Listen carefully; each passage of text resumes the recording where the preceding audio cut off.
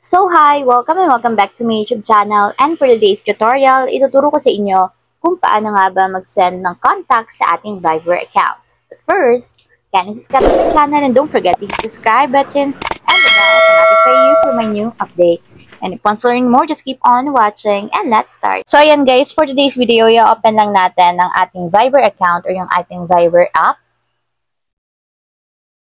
And then, pagka-open guys, mula dito sa chat list, pumili lang kayo ng isang conversation na kung saan gusto nyo mag-send ng inyong contacts.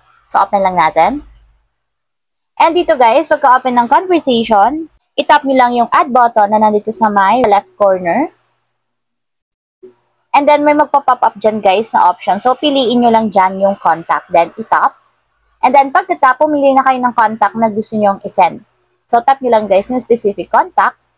And kung makikita nyo guys, mag-send na yung contact na sinend natin dito sa Viber. So, mag-send pa tayo ng another contacts. And ayan guys, so nakasend na ako ng dalawang contact dito sa Viber. So, ayun lang, ganun lang kasimple kung paano nga ba mag-send ng contact sa ating Viber account. If you have a question, kindly comment down below and don't forget to hit the subscribe button and the bell to notify you for my new updates. And thank you for watching!